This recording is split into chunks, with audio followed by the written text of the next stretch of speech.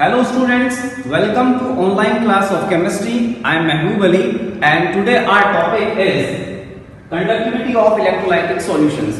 So अब हम इसको स्टार्ट करते हैं. देखिए स्टार्ट करते हैं हम रेजिस्टेंस से. तो कंडक्टिविटी पढ़ने से पहले हमको जो है रेजिस्टेंस और रेजिस्टिविटी के बारे में पता होना चाहिए. ऑलरेडी आप लोग इसको जानते हैं लेकिन हम इसको यहीं से स्टार्ट करते हैं. Resistance R. रेजिस्टेंस क्या होता है? रेजिस्टेंस एक्चुअली होता है obstacle in the flow of charge. Charge के फ्लो में जो ऑब्स्टेकल आता है that is called resistance. Resistance के बारे में आप लोग जानते हैं. रेजिस्टेंस जो है is directly proportional to length and inversely proportional to area of cross section of the material or the object. Now when we remove this proportionality sign then a constant is there in the equation, that is rho. So our equation become like this. So this is our first equation. Here the rho is called resistivity. What is rho? Rho is called resistivity. Okay. Now come to the SI units of the resistance and resistivity. Students, जो resistance है, resistance का जो SI unit होता है वो है आपका ओम, ये आप ऑलरेडी जानते हैं. और रेजिस्टिविटी का जो SI यूनिट है वो है ओम मीटर. क्लियर? चलिए अब हमको जो डिफाइन करना है, जो हमको पढ़ना है वो है कंडक्टिविटी. तो कंडक्टिविटी और कंडक्टेंस को जानने के लिए हम क्या करेंगे कि इस फर्स्ट इक्वेशन को रेसिप्रोकल कर देंगे, इसका इनवर्स लेते हैं. So by taking inverse of equation 1 इसको इन्वर्ट करते हैं तो आपका इक्वेशन हो जाएगा 1/r is equal to 1/rho A upon L. Okay. Inverse of the resistance, इसको हम लिख सकते हैं कंडक्टेंस. कंडक्टेंस क्या है? रेजिस्टेंस का जो रेसिप्रोकल है, रेजिस्टेंस का जो इनवर्स है वही आपका कंडक्टेंस है. तो इस हिसाब से रेजिस्टिविटी का जो इनवर्स होगा that is called conductivity and it is represented by kappa. और ये आपका A/L एज इट इज यहां पर हम लिख देते हैं. तो ये बन गई हमारी इक्वेशन 2. इक्वेशन 2 हमको क्या बता रही है कि conductance is equal to conductivity multiplied by area of cross section and divided by length of the object और द मटेरियल. सो ये हमारा यहां से ये इक्वेशन यहां पर आ जाता है. इस इक्वेशन से हम क्या करेंगे, अब इसको डिफाइन करते हैं कंडक्टेंस को और कंडक्टिविटी. चलिए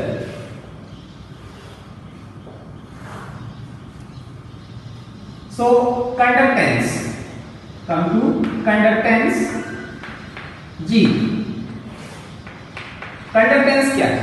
एक डेफिनेशन आपकी यहां से क्लियर हो रही है. What is conductance? Conductance actually the inverse of resistance. Okay. और आप इसको यूं भी कह सकते हैं the ease of flow of charge. Ease of flow of charge. ठीक है. रेजिस्टेंस इसका ऑब्स्टेकल था और यहां पर ये ईज. क्लियर? तो ये हो गई आपकी कंडक्टेंस. कंडक्टेंस की जो SI यूनिट होगी, कम टू यूनिट, तो बिल्कुल इसका इनवर्स होता है, इसका ओम का इनवर्स. तो इट इज ओम इनवर्स. कई बार क्या करते हैं इसी को राइट टू लेफ्ट लिख देते हैं. ठीक है. तो बस कुछ जगह पर आपको महो भी लिखा हुआ मिल सकता है. ठीक है. एक और यूनिट होती है that is called Simon. Simon. Okay. अभी साइमन कितना होता है? So 1 Siemens is equal to 1 ohm inverse. ये हो गया हमारा कंडक्टेंस. अब आते हैं कंडक्टिविटी की तरफ। कंडक्टिविटी का एक डेफिनेशन जो है वो हमारा कंडक्टिविटी दैट इज कपा। तो आप इसको यूं भी डिफाइन कर सकते हैं, कंडक्टिविटी क्या है, रेसिप्रोकल ऑफ रेजिस्टिविटी। ये हो गई कंडक्टिविटी। ओके, दूसरे तरीके से हम क्या करेंगे, इस इक्वेशन में वैल्यू पुट करते हैं और इसके अकॉर्डिंग इसकी डेफिनेशन निकालने की कोशिश करते हैं। सी, if the length of the material is 1 meter and area of cross section of the material is 1 meter square, at that time this equation 2 become like this, G is equal to kappa, means conductivity is the conductance of a material with 1 meter length and 1 meter square area of cross section. Clear? तो ये हो गई हमारी conductivity. अब conductivity की जो unit है, इसकी यूनिट क्या होती है, यूनिट ऑफ कंडक्टिविटी, ऐसा यूनिट जो कंडक्टिविटी की होगी, ऐसा यूनिट इसकी होती है साइमन पर मीटर। ओके, साइमन पर मीटर इज द ऐसा यूनिट ऑफ कंडक्टिविटी। लेकिन ऑफन जो हम यूज करते हैं, जो बहुत ज्यादा फ्रीक्वेंटली यूज आती है, वो है साइमन पर सेंटीमीटर। साइमन पर सेंटीमीटर इस यूनिट का बहुत ज्यादा यूज होता है। तो इन दोनों के अंदर रिलेशन क्या है, तो आपको खास बात जो ध्यान रखने की है वो ये है कि साइमन पर सेंटीमीटर जो है वो एक बड़ी यूनिट है और साइमन पर मीटर छोटी यूनिट है। क्लियर? ये आपको स्पेशली ध्यान रखना है। चलिए, 1 siemens per centimetre is equal to 100 siemens per metre. ये रिलेशन आपको ध्यान रखना है। क्लियर? तो ये हो गया हमारा resistivity, resistance, conductance and conductivity. Now the classification of materials on the basis of conductivity. So the materials are classified generally in 3 categories, one more category is given here. तो पहली कैटेगरी जो है वो है हमारा कंडक्टर्स। वो materials जिनकी conductivity बहुत हाई होती है उनको हम जो है कंडक्टर्स कहेंगे। इसके एग्जांपल्स में जैसे आपके मेटल्स हो गए, एलॉयज हैं, इसके अलावा ग्रेफाइट, कार्बन ब्लैक और कुछ ऑर्गेनिक पॉलीमर्स भी हैं जो बहुत हाई कंडक्टिविटी शो करते हैं। So these are classified in conductors. Now second category is insulators. So वो मटेरियल जिनकी कंडक्टिविटी यानी कप्पा का वैल्यू बहुत लो होता है, रेजिस्टिविटी बहुत हाई होती है, उनको जो है इंसुलेटर हम बोलते हैं, इंसुलेटर कहेंगे उनको। ओके, इनके एग्जांपल जैसे सिरेमिक्स हो गए, ग्लास है, इसके अलावा आपके रबर, तो ये सब चीजें जो है जिनकी कंडक्टिविटी बहुत कम है और रेजिस्टिविटी हाई है, दे आर कॉल्ड इंसुलेटर्स। और इन दोनों के बीच में जो तीसरी कैटेगरी आती है जिनकी conductivity in between the conductors and insulators है, उनको हम कहेंगे semiconductors. For example silicon, dot silicon, arsenic, germanium, arsenide, ये सब जो है वो आपकी इस कैटेगरी में आते हैं जिनको हम कहेंगे सेमीकंडक्टर्स। और फोर्थ एक कैटेगरी और है जो इसी का एक्सटेंशन है, जिसको हम कहते हैं superconductors. So what are superconductors? Superconductor वास्तव में वो मटेरियल्स होते हैं those have infinite conductivity or their resistivity is zero. इस टाइप के जो मटेरियल्स हैं, the materials which have zero resistivity or infinite conductivity are called superconductors. तो हमारे कैसे पहले जो क्या होता था, सिर्फ मेटल्स और एलॉय जो है वही सुपर कंडक्टिविटी शो करते थे, वो भी सिर्फ at a very low temperature, that is 0 to 15 kelvin temperature पर ये मेटल्स और एलॉय जो है वो सुपर कंडक्टिविटी शो करते हैं। धीरे धीरे जैसे डेवलपमेंट होता गया, उसके बाद आजकल कुछ ऐसे मिक्स्ड ऑक्साइड्स और कुछ और भी मटेरियल्स डेवलप कर लिए गए हैं जो है अप टू 150 केल्विन, मतलब काफी हाई टेम्परेचर तक भी ये सुपर कंडक्टिविटी शो करते हैं। तो ये मटेरियल का क्लासिफिकेशन था जो कि आपके कंडक्टिविटी के ऊपर बेस्ड है।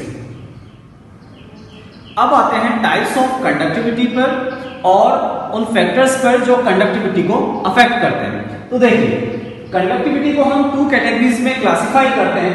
वन इज द इलेक्ट्रॉनिक और metallic conductivity and second one is electrolytic conductivity. Electronic conductivity और मेटेलिक कंडक्टिविटी क्या है? The conductivity which is caused due to electrons, this is called electronic conductivity, and the conductivity which is due to the presence of ions or production of ions in the solution, that is called electrolytic conductivity.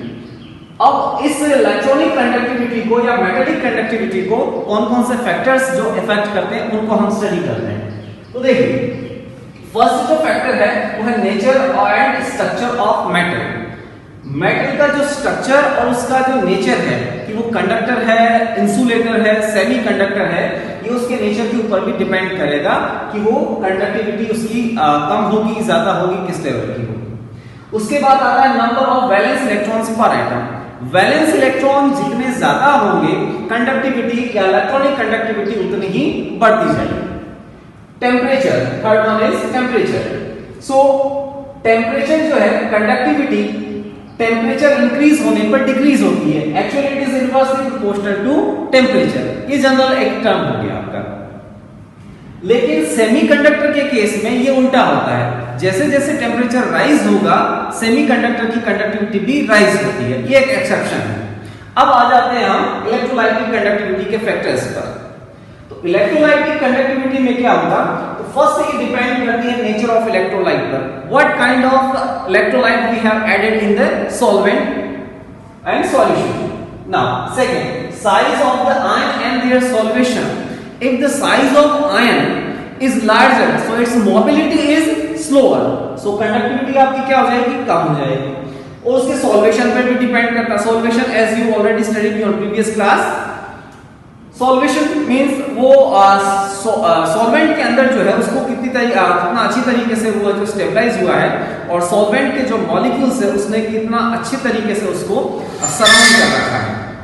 Now third, nature of solvent and viscosity.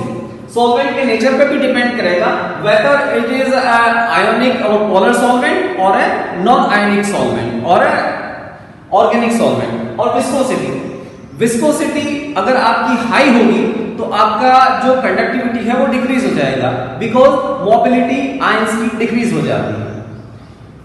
Concentration of the solution, higher will be the concentration, greater will be the conductivity.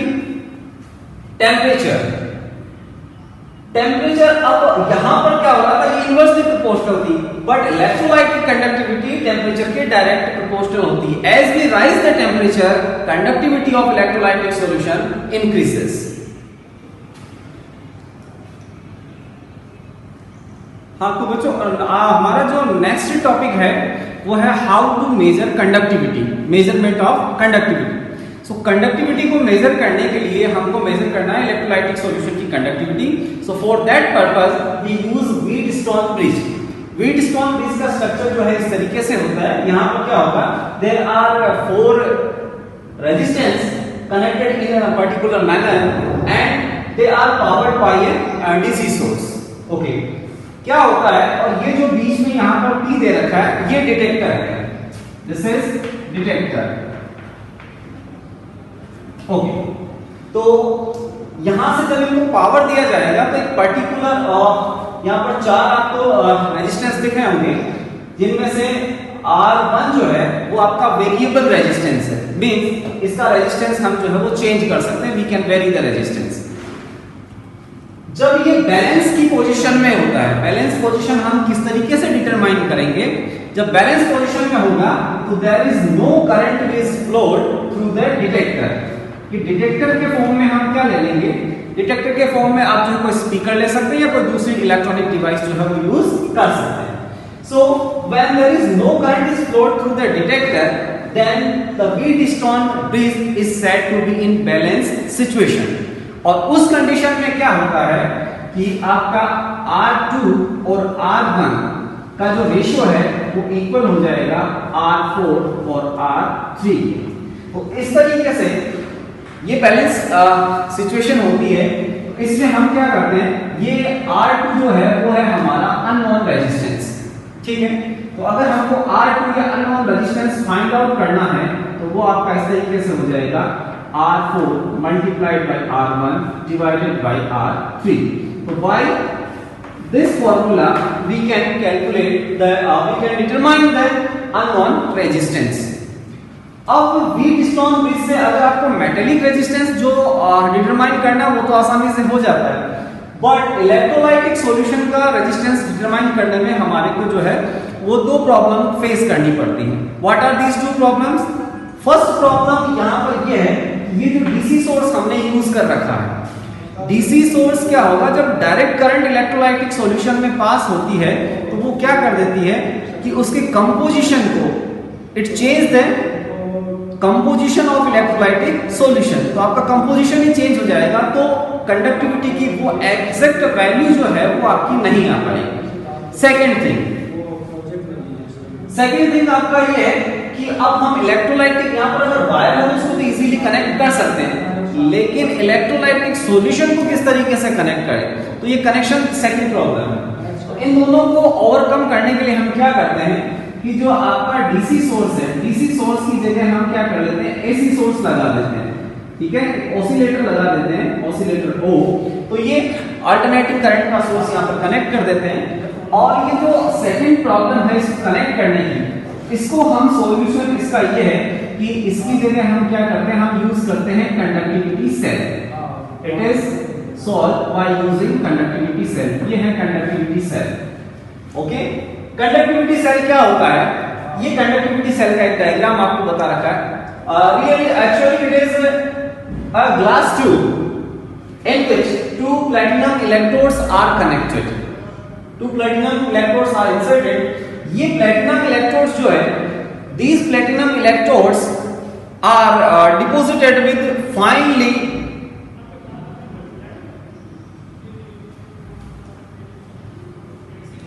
these platinum electrodes have finely divided platinum black deposited on them electronically.